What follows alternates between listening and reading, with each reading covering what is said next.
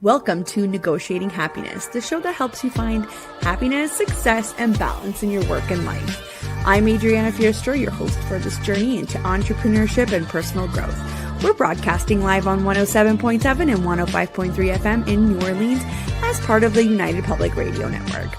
We explore the latest strategies, insights, and stories from successful entrepreneurs and experts. From managing stress to building a thriving business, we've got you covered.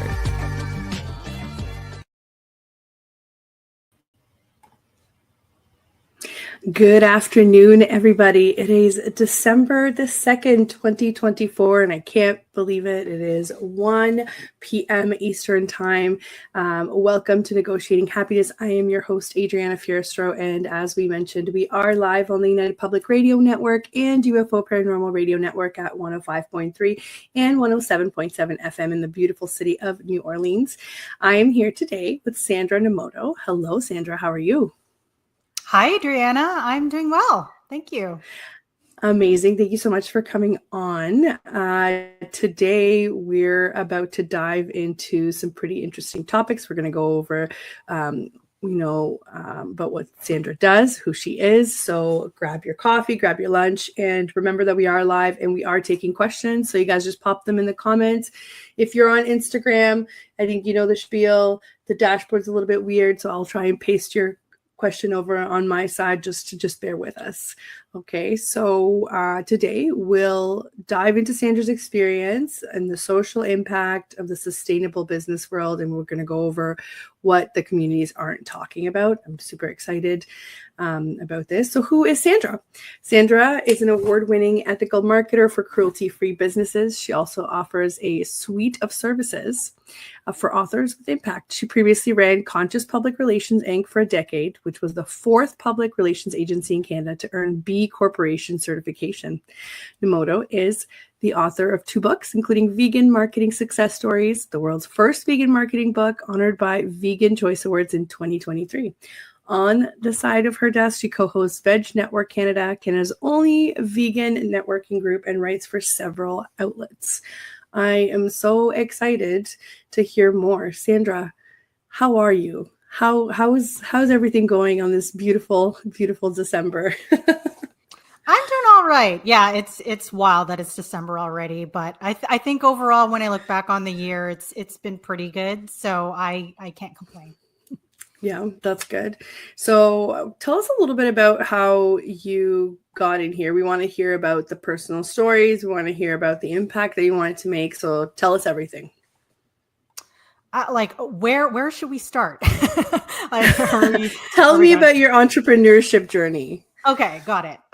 So yes, that started in 2008. I had just finished working at my first job outside of university.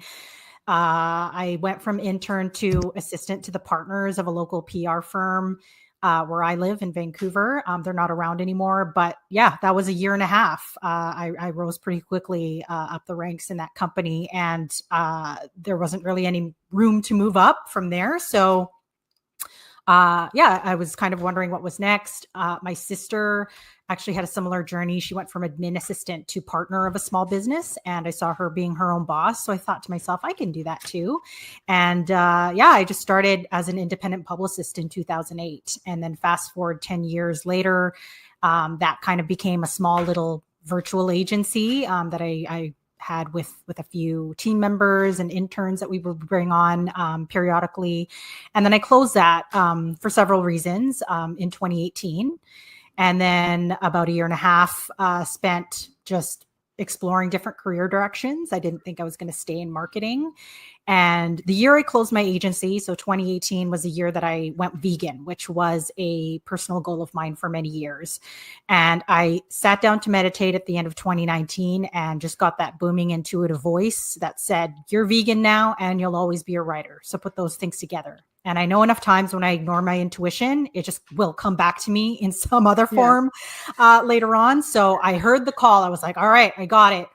I threw up a service page on my personal website, which is still the site that I use now. And I just started tapping into my network and asking folks, who do you know who runs a vegan company that needs a content writer? And that's how this business started. 4 years ago, and it's since evolved. Thanks to the pandemic, I took courses in book editing and formatting. That got me started working with authors.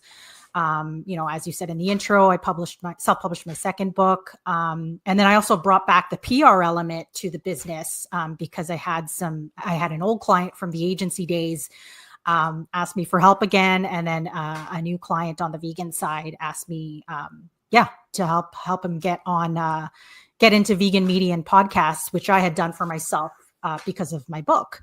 So yeah, I've since expanded, and that brings us kind of where we are today.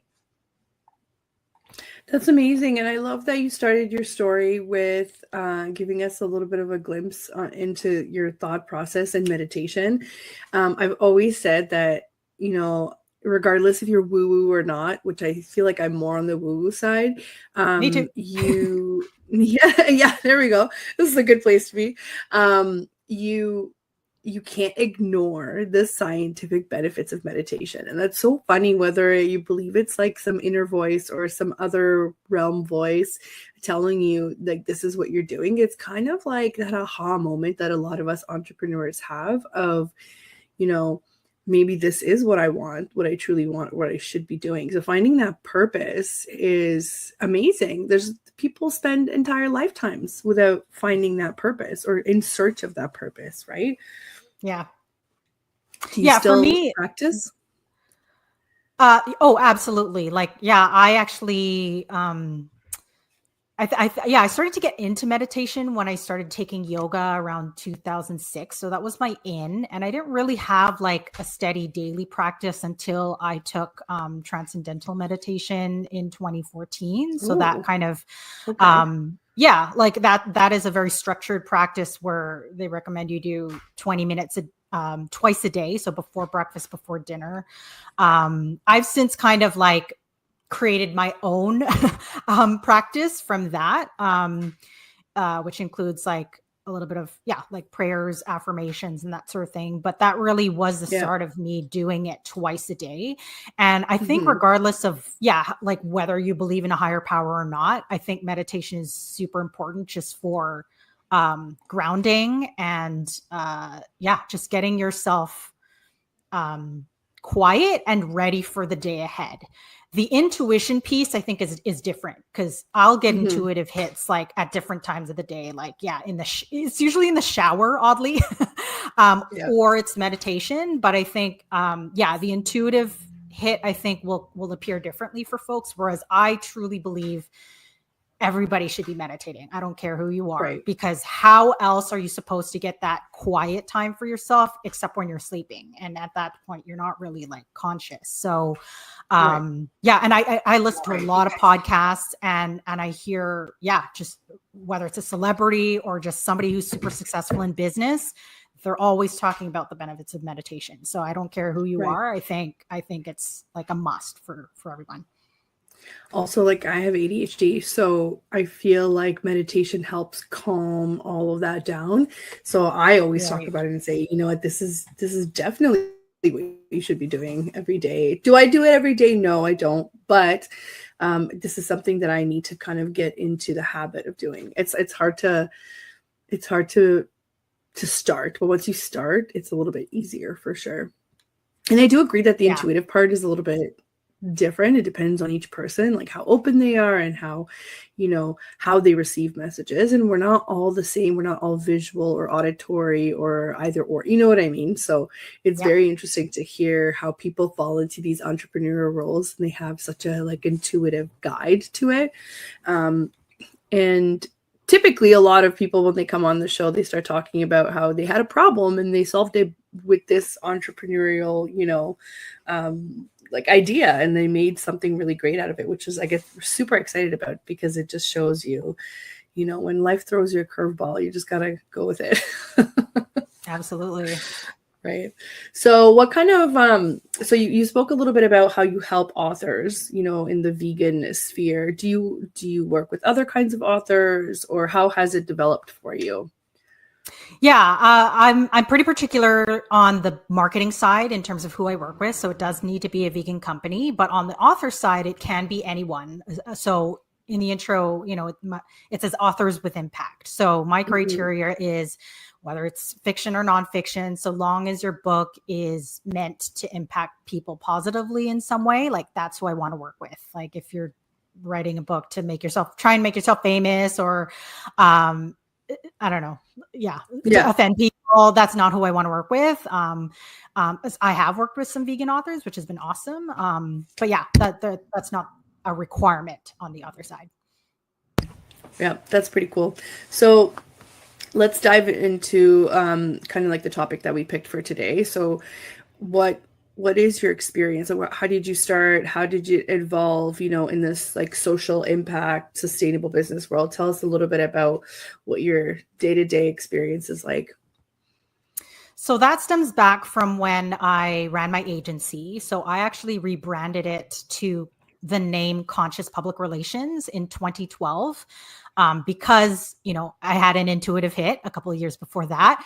And it was really clear to me that I would really like to work with businesses. If I'm going to be promoting them, I would like to promote businesses that are doing something good for the world. And so that's why I rebranded. And it turned out to be the right thing to do, because a lot of those clients started coming to me. One of the things that I did a few years after that was certified as a B Corp. So if you're not familiar with B Corporation certification, it's essentially there's an assessment that you need to take for your business, and it assesses your business on governance. So who's in the leadership? Is it a woman? How do you impact your community? How, what kind of environmental practices do you have? There's sort of these different pillars. And so you fill out the assessment, it spits out a score. And in order to become certified, you need to have a score of at least 80 out of 200 possible points. So, so I certified the company for the first time in 2016 and started rolling in the B Corp community circles. That was great. But it wasn't until I closed that company and became vegan that I realized these communities are not talking about this huge gap that affects people in terms of social impact and the environment. And that's the animals. So we live in a world where we are coexisting with animals, whether we like it or not, right? Whether they're in our environment or we're consuming them in some way. And that is the piece that I found these communities were not talking about at all. If anything, like if they were, let's say, if the company was involved in like some habitat restoration or something like that, or they happen to be a fully vegan company, that may give you like 2 points in terms of the B Corp assessment. Aside from that, like it doesn't really take into account whether or not you're using animals in your business. And so I thought that was a huge gap. I don't know how, if you're serving meat, how you're getting certified as a B Corp, because just that piece, you're bringing cruelty to the animals, and you're also bringing cruelty to the people who work in that industry, because it is one of the worst industries to work in. The research says, you can Google that and find that out. And it also contributes to close to a third of greenhouse gas emissions. And so there's no way that we're going to combat climate change without reducing our impact on animals. And B Corp is all about sustainability and like trying to combat climate change. So again, without that animal piece, I feel like there's a huge gap in terms of social impact. So that's the reason why, I just don't think they're talking about it enough.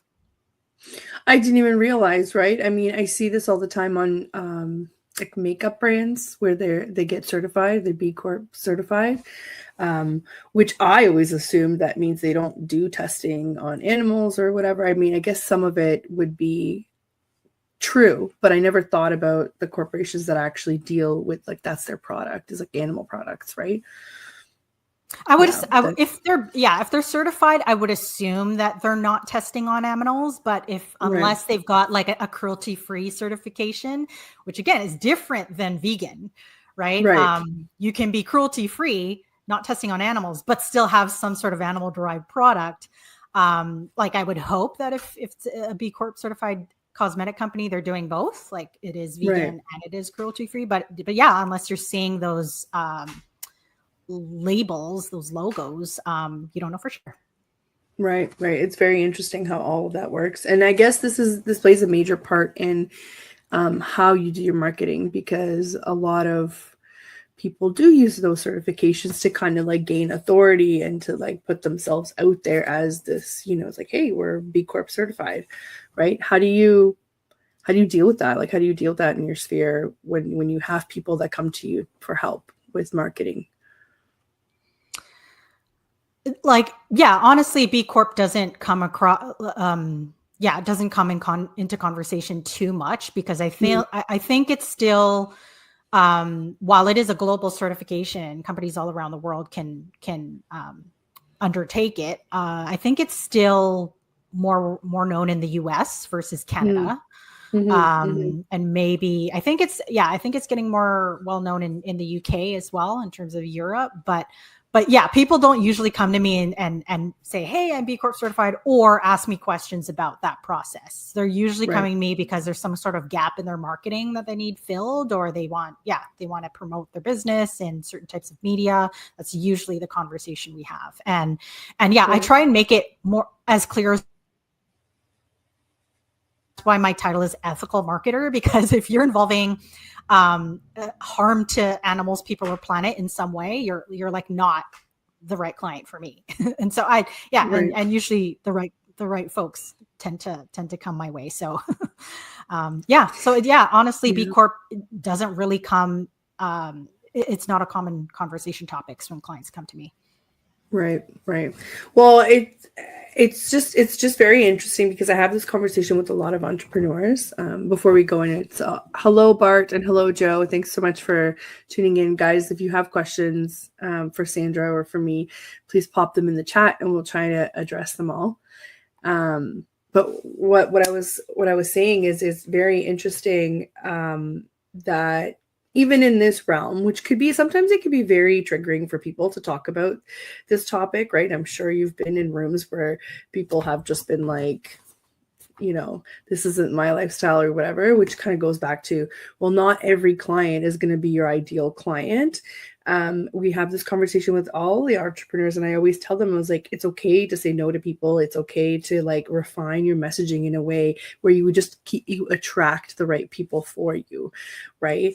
And this is yet another example of, you're not going to be everybody's cup of tea, and not everybody's going to be your cup of tea, and that's okay, right? This is why so many people are out there, kind of spreading their message, their services, their time. And it's just really great to see a lot of entrepreneurs pick different social topics. And it's not just about making money. It's about, making an impact in the community that you do live in, or maybe globally, right? There's this huge opportunity to be kind of like a globally known name, because of the way that our world works now.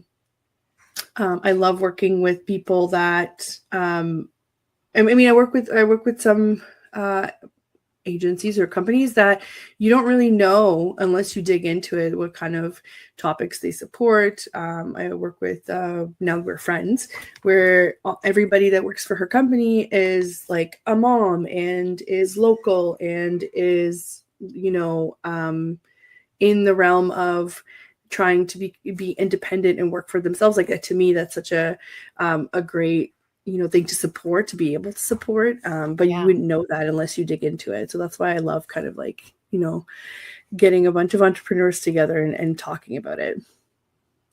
Yeah. And values are one of those things that I think people are afraid to still put out there as part of their company or part of their brand. But it is that thing that makes you stand out. Anything that makes you stand out among your competitors is a good thing. And I do not nearly see enough folks talking about what their values are. So exactly that kind of business that has a team where they employ mothers who want to be independent, and local owned, like that's huge. Like, I would be more likely to support a company that does that versus, just anybody else on the internet. Like, you have to, as you said, we're now in a global economy. The internet has enabled us to create businesses from home or from anywhere. But that also means that we're competing with with everybody around the world too. It's no longer like a local competition. So so you got to think of that too. People are just afraid to isolate themselves, and what you just said, right, is a really good piece of marketing advice, right? Whatever makes you stand out from your competitors, that's kind of the angle that you should be taking in business. So I completely agree. But when you're at the beginning, I mean, I've been there, you're afraid to isolate yourself from potential clients until you get to the point where you can choose who you work with, which I think is a great place to be at. But I can see it's kind of like the idea of like the growth cycles in small business, right? Like, did you already experience growth? If you haven't experienced growth, you're less likely to have clear messaging because you're still kind of trying to figure out who your ideal audience is, right? So that's really great to see that. What is, if you were to redo your entrepreneurship journey, what would you do differently? Definitely. In the agency days, I don't have many regrets, but for sure in the agency days, I wish that I had asked for help sooner, because I feel like it was over 10 years, and I feel like I kind of like had this upward trend, but then really leveled off, especially in the last couple of years, and I just could not get it up higher. I actually was hiring people with and I had never reached like 6 figures in business. And I had heard somebody say I don't hire an employee until I hit like 6 figures, and then the next, and then the next.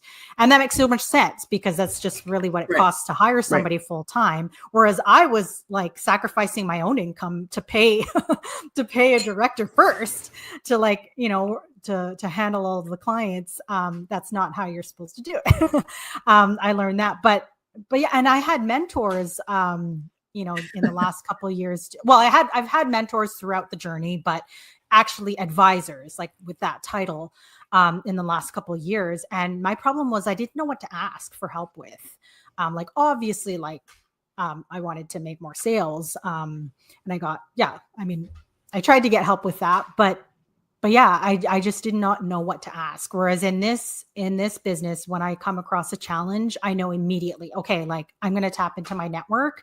I'm not working formally with a mentor right now, but I at least have a couple different vegan business communities that I can tap into and ask for support. And so, I find, I'm trying not to repeat the mistakes of that previous business by, as soon as I come across a challenge, ask for help right away, because that's the only way I'll be able to crowdsource solutions to it. So I would say that's my number one thing, is I wished I had asked for help more. Right. And I come across this a lot in my business when I talk to different business owners, and I think there's also the kind of the opposite side where it's like people try to ask for help immediately, without kind of thinking, wait, maybe you don't need help right now. Maybe you need systems, maybe you need some tech, maybe you need some, something to make your operations kind of flow a little bit easier before you just start, spending money on like a human resource, right? So it's very funny that you say that. We all have such different impulses, I guess, when it comes to business, right? And a lot of the times, I bet now, you having had so much experience, you're probably like, there are some things that I can never let go control of, right? I struggle with that sometimes. Where I was like, no, I need to do this, versus because now I don't have team members. I am my own brand. It's my name. My name is my brand, and so I do. I would say most things on my own. But I do have kind of a virtual assistant that I hire on certain projects, and I'm planning on kind of working with her more in the new year, because I'm going to be changing up some of my blog content. And so that's why your network, it's true what they say, your network is your net worth, because even as a solopreneur, you can't do everything. You have to rely on other people who can do who can do things that, yes, you can do as well, but it's worth investing in them so that you can free yourself to do other things and push your business forward. Right. And it's all about finding that balance, right? Since you are the brand and you are the thinker, you obviously need to free up some time, to be able to do all those high level things. But I always say, it's better to assess first and audit and see what resources you actually have and see if you can resolve some of that with the current tech, because we've come a long way. I mean, we don't need to be running our, books or our business from Excel sheets anymore. So once you do that, once you have some sort of system, it's great. It's great to have a virtual assistant. It's great to have an OBM. It's great to have help whenever you need it. But I can relate when you're saying I need to, either make a certain amount of money to hire somebody, or no, I need help right now. Like, it's such a hard balance. And depending on what kind of industry you're in, it really could make a huge difference for your business if you know the timing of hiring somebody, or if you know the timing of, like, let's put a pause on this. Or in your case, when you know the timing of good marketing or when to invest in good marketing, that could literally elevate your brand a lot faster than now. And a lot of people, I feel like when I talk to them about, and you can tell me your opinion, a lot of people, I feel, when I talk about marketing to them, they just think of social media marketing, and that's not what I think of. Teach us, how should we think about marketing when we're thinking small business? Well, I mean, my book kind of has it all. That's one of the reasons why I wanted to write vegan marketing success stories, not just to highlight what's going on in the vegan world, but so that anybody could pick up this book and learn all the different possible marketing tactics you could do, which are not always social media related. For sure. And be able to create a strategy for themselves. And so, I kind of break it down in the different chapters. There's advertising, there's direct marketing, sales promotions, public relations, digital marketing. So it's everything digital. Oh my gosh. So you've got my PR book. Yes. And then there's the in-person stuff, events, direct sales. I really just wanted to pack my book with everything you could possibly do, because absolutely it is not just social media. I would say social media is a basic. It's an easy place to start from. But you definitely have to have a website. I see people running their businesses all the time on Instagram, and it's like, no. You don't own Instagram. It can go down anytime. What happened to me is my account got hacked. I haven't had access to it for 2 months. And so you cannot run your business solely on social media. You got to have a website. I always recommend you have a blog, because that's how you can build your SEO up pretty naturally. Yes. Email list for sure, because again, you don't own social media. If you need another way to contact your audience, email list is it. And then from there, you layer on everything else. Like, you can put money into your social ads, events, advertising, everything else. But I would say social media is just one of the basics that you can start with, and then you layer on from there. Yeah, no, it's really great advice to think of all the different avenues. And I think I mirror a lot of that advice when I talk to clients, to say you don't own these platforms. And even if let's say you have a website on Wix or something that is with a website builder, the reason why a lot of old school kind of designers say, no, WordPress is better, or something where you can own your website. The reality of it is, you have control over the hosting of it, and you have control over what you're posting on it. And if it ever goes down, which is highly unlikely with a lot of these big companies, it's not a question of you're getting banned for something, or your account's getting hacked. It's most likely just like a glitch, and then it comes right back on. But even in the last year, I don't know, I think Instagram has been down twice, and that's huge. And I think people are freaking out for the whole day, and everyone's like, oh my God, am I banned? Until they figured out that a whole bunch of us weren't able to get on, right?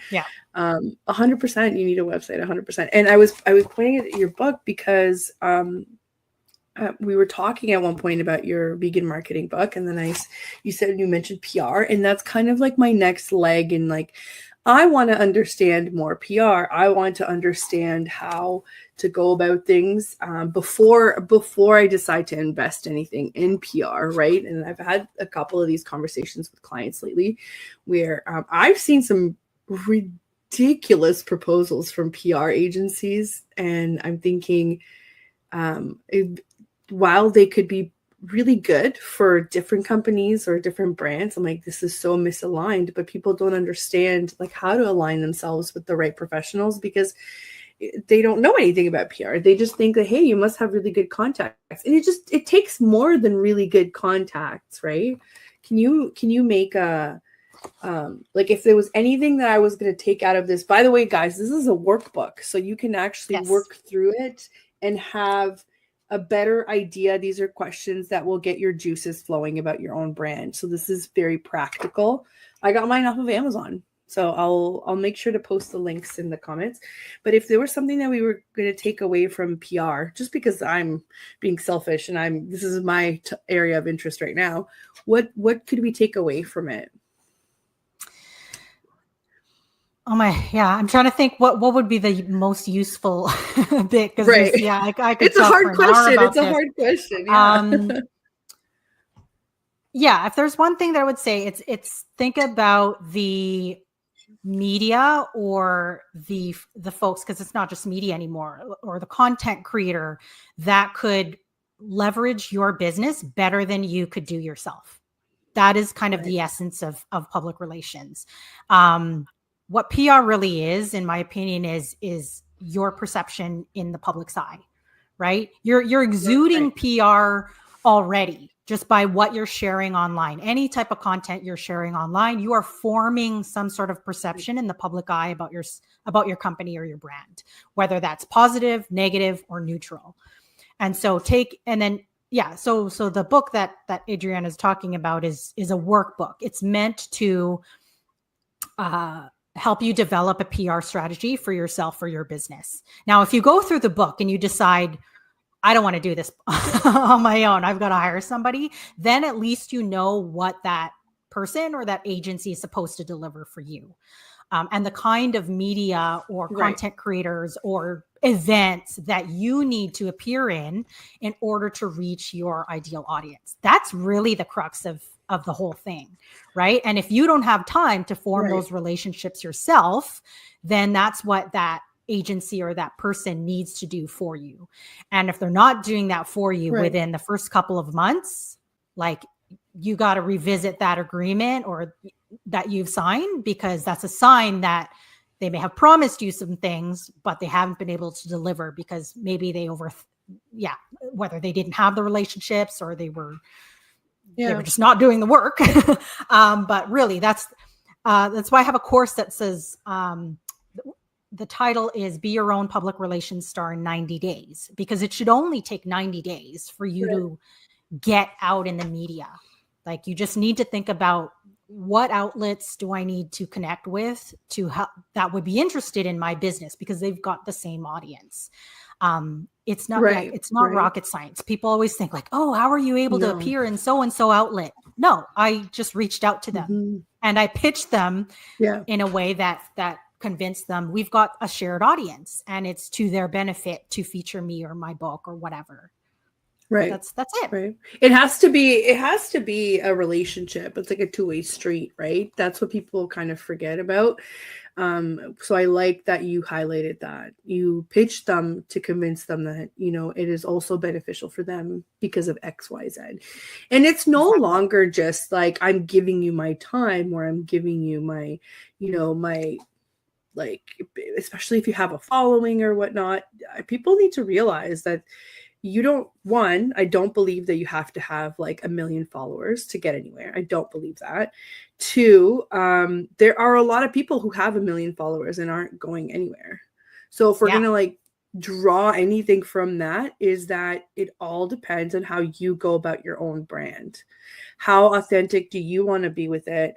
What are you putting out there? And are you creating a community? And we have this episode with the Social Snippet, right? So they're a social media agency, and we talked about the exact same thing, trying to go viral, and is not that shouldn't be on your list if you're trying to build something that's sustainable.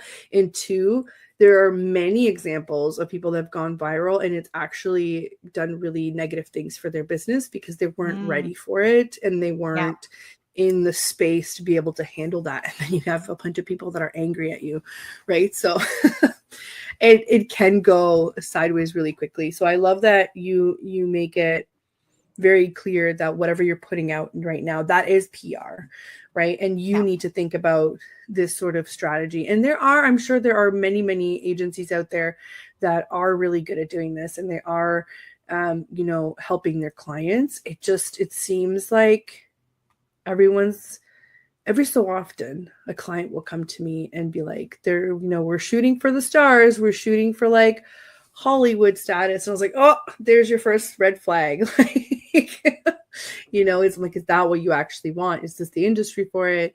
Is that what you want to put out there? And it seems like these contracts are insane. Like so much money for somebody who's just starting out or for somebody who is looking to just kind of get to that first step. And I'm always like, you can do this on your own. And I think that's what a lot of people don't realize. You can submit a lot of articles. You can submit a lot of, pitches and put yourself out there. So that's really great advice. I can't wait to actually sit down over the break and start jotting down some things for myself. And I have these conversations all the time with other people in the industry, and there are a lot of people out there who are way better at this than me. So I was like, this is my next, I want to learn more about this, That's great. Yeah. And again, to echo what you've said and what I said earlier, agencies start at a couple $1,000s a month. Right. Mm-hmm. And usually it's the bigger companies that maybe they don't have a marketing person on their team to handle media. And that's why they're hiring an agency, because that agency already has the relationships and can continue that relationship with this company and this brand. But if you're a solopreneur, you're better off, again, either, doing your own media outreach, just carving out that time, or if you, still don't want to do it on your own, hire an independent publicist, somebody like me, who has the connections, and isn't going to charge you an arm and a leg, because if you're not making six figures, then you're not going to be able to afford an agency. And so pick according to the scale of your own business. I think is the rule. And again, my workbook will give you an idea of what it's like to build your own strategy and do your own campaign. But use it as a guide. If you know that you're not the type to send out those pitches, then hire somebody who's at the scale of your business. Lots of independent publicists out there and consultants, or very, very small agencies, that aren't going to charge a huge retainer. Yeah. And they might also be able to give you some practical advice, right? Because they're kind of standing in the same level as you. If they're smaller, if they're, you know what I mean? So they're maybe seeing some of the problems a lot clearer than maybe some of the bigger agencies that are just like, they're just trying to get somebody else on the roster. Or when I'm not saying that the bigger agencies aren't great, but sometimes it's just nice to talk to another entrepreneur that has gone through these exact same steps before you. You know what I mean? Yeah. You're not just speaking to somebody in sales somewhere. You're speaking to somebody who has experienced the risk, gone through it, and you're on the kind of next level. Yeah, absolutely. Because with an agency, you might initially be talking to the partners, and then you sign off an agreement. And what will happen is they'll assign you to an account manager, and with that account manager, they might have junior folks who are actually pitching your business. So, and that's fine. You just want to make sure that who exactly is pitching your business, because nobody knows it better than you. And so, if you can have that one-on-one convo with whoever's on that team at that agency who's representing you, you want to make sure that they're representing you as best as possible. Because the worst thing that could happen is they land you a story, but let's say you're high end, but they land you a piece in BuzzFeed. That's not the audience that you're looking for. You want more of a higher end, more of a prestigious outlet to appear in. Like BuzzFeed isn't nothing, but it's not the audience that you're looking Right. for. So yeah, It's those like, are the kinds of conversations you have to have with whoever's representing you in terms of what is the right match for your brand or your business. 100%. I can already, see the appeal of, maybe landing a piece in BuzzFeed, but then thinking, but that's not what you're, what you stand for. That's like, it's not about buzz. It's not about creating like a little bit of like, like a trend. You're not a trend. You're trying to be someone that's sustainable. It's different for sure. We got onto the topics that are so interesting that I forgot to do our intro. So if you guys are just tuning in, you are listening to Negotiating Happiness, and we are live on the United Public Radio Network and UFO Paranormal Radio Network on 105.3 and 107.7 FM in New Orleans. And I am here today with Sandra Nomoto, author and ethical marketer.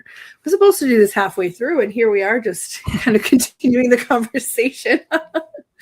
So we talked about, social impact and what communities aren't talking about, especially when it comes to the realm of B certified corporations and, being an ethical marketer in the vegan sphere. We talked a bit about public relations and marketing in the vegan industry. And I think I want to know a little bit more about Sandra, kind of like what makes Sandra happy. I know that a lot of people answer, like with, I like to help people. I want to create more impact in the world. I'm talking about individual Sandra, like, what do you like to do? Some people, like for me, it's travel. So then I can talk about travel for forever, right? So what does Sandra like to do? Let us know you a little bit. Yeah, my everyday life is not very exciting, I have to say. Like, I keep it pretty Monday to Friday. I work from home. I'm really blessed to be able to do that. I have clients all around the world. On the weekends, it's pretty simple. Like either I'm eating vegan food or eating vegan food out at a restaurant or ordering in. And then we hit like either a movie or TV show, my husband and I, here indoors, if we're not meeting up with friends or family. And I have a sister's and a niece and a nephew, and they live really close, and so it's nice to be able to pop over to their place and visit them. But yeah, like aside from like having a positive impact in the world, which I feel like I've been able to do as a vegan and in my work, my greatest aspiration beyond that is to travel more. And it's been a long time since I've been like overseas. Like I've been to the US, so I'm in Vancouver. The US is pretty accessible. I feel like that's where I've been the last couple of years. Other than that, my last big trip was 5 years ago to Toronto and Montreal, because my cousin got married in Montreal and I've got a friend who lives in Toronto. So I kind of hit those two places in one trip. I've really been desiring to go either to France, where my aunt lives, or to the Philippines, which is my ancestors' home country. And I haven't been since I was 2 years old. So the motherland is truly calling me. Like if a country were to intuitively whisper to me, come home, that's it. The Philippines has been calling me for a while. So I'd love to be able to go there sooner than later. But yeah, that's it. Like my life is pretty simple. Like I'm a vegan. I try to make impact in my work, and my goal from here on out is to travel more. Amazing. I love that. And you're just so far away. I always think of, when people say overseas, it's like, oh, yeah, just hop on over to Europe. It's only like 6 hours, but for you, it would definitely be a lot longer than that. I fly out of Toronto, right? So it's not as bad as Vancouver, but I finally went to Vancouver last year. Was it last year? Yeah, last year. Yeah. So that was fun. It was like a work/girls kind of trip, which was really nice, and a bunch of moms getting together. It was great. We never ran out of snacks, which was amazing, and then we didn't have to share them, which was great. Yeah, that's amazing. I've never been to the Philippines. So you haven't been there since you were 2, you said? No. And yeah, of course, everybody will say it's changed since then because it was 40 years ago. but Sure. yeah, yeah. Wow. Yeah, I went so I'm from Romania, and I had some not as long, but I hadn't been back in 11 years, and it just felt like an eternity. And even in those 11 years, everything just changed. And I was just walking down the street, and all of a sudden I was like, "Oh my God," like all of these memories just like flood in. It's great. I think everybody should go to the motherland, especially if they're getting whispers of you need to come back. What kind of a breakthrough you're going to go through. I love that stuff. I love the, going places with a purpose. And sometimes you don't know what the purpose is until you get there. So that's amazing. So what's on the agenda for Sandra now? What's the new year kind of vibe? What projects are you working on? One that is going to come up probably in the early new year that I'm really excited about is a client's book. So she is a vegan doctor who's in the LA area. Her name is Dr. Melissa Mandala, and she's going to be putting out a book called A New Way of Healthcare. And it's about how emerging doctors or even experienced doctors can pivot their practice to focus on lifestyle medicine. Yeah. I met her earlier this year at the Vegan Women's Summit, gave her a copy of my book, and she said she was working on a book as well. And so, basically for the second half of this year, I've been editing her book, formatting. I just finished the first stage of the print formatting. I'll be doing her ebook, and then hopefully that'll be coming out early next year. So really excited about that. I'd really love to double down and work with more authors because it's something I really enjoy. And I've ghostwritten 2 books now. So while I've edited and formatted quite a few books, I love the process of ghostwriting. So if you're listening out there and you've got enough expertise or a story, that's worth 30,000 words, but just need somebody to kind of pull it out from you. We can hop on Zoom and do that, for about an hour a week or whatever your schedule is, and get that down on paper. So I really love that process. So I'd love to, just really double down and work with more authors. And then on the marketing side, I'm actually niching down even more. So one aha that I had at the end of the summer this year was that vegans are my best clients. Like, for whatever reason, we just have that immediate value alignment when we start chatting about working together. And it's a little bit different than just working for a company that happens to be vegan where the owner isn't living that lifestyle. So I'm actually going to be taking, quite a big risk and niching down and only working with vegans starting next year on the marketing side. But it's one that I hope will pay off because I'm already pretty immersed in these communities online. And I'm hoping will just help me get closer to the clients that I'm already kind of in community with. Trying to align with. That makes sense. So I'm just working on planning the new website. It's not really a new website. It's more just like adding a new page and kind of tweaking some language, and then putting that up right at the start of January, and then seeing where it goes from there. Amazing. So basically new messaging, continuing projects. And for those of you that are listening, so Sandra can ghostwrite, she can edit and format. And I believe your vegan marketing book is also on Audible, right? So you have experience with, and I did not narrate it, but somebody else did. And it is on Audible. So you can listen to my book. Yeah. Right, because that's the big thing right now, right? If you don't have time to like sit down and read something anymore, we just have to listen to it in the car while we're going through insane traffic. So that's the vibe. Hopefully it'll calm you down. It won't add to your road rage. It goes to show our North American experience working is just a little bit more wild than the rest of the world. I feel like we don't value our peace as much.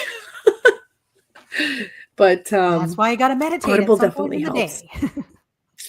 I know 100%. You have to find ways that work for you 100%. But that's really great. I know that Sandra and I have had conversations about a future project together, so I'm excited for that. But it just seems like 2025 is around the corner, and I keep adding more and more to my plate. Right? You need to delegate, maybe. I know. Oh yeah. Yeah. I delegate. I just don't think it's enough. And I think I'm like, yeah, I have time to do that. And then I look at my calendar and I'm thinking, wow, was I even thinking? No, probably not. Yes. So I've posted now in the comments, guys, I've posted the link on Amazon to the marketing book and also the PR book, the workbook. And if you guys wanted to see what Sandra's all about, after the show, you can go to sandranomoto.com. I've probably posted that in the comments as well. And you can follow her on Facebook, on YouTube. If you look in the description, you'll find all the links there as well. So thank you so much for coming on, Sandra. This has been really great. If you were to kind of leave off the conversation for today, what would you say to you can speak to your vegan community, right? What would you say to them in terms of impact? Like, what are some encouraging words that you would leave for your vegan community? Oh, what a great question. Yeah, I believe that we all have a superpower. For me, it's been writing. Like, that's the earliest skill that I've built, and it happens to be a big part of my career. And for somebody else, it's not going to be writing. It might be speaking. It might be just one-on-one conversations with people. But yeah, I would urge you to really be outspoken in whatever way that works for you about veganism, because it's really important, not just for the animals, but for human health and planetary health. And yeah, and we could all just use more of that vegan love. So yeah, if you're not vegan, then please consider it.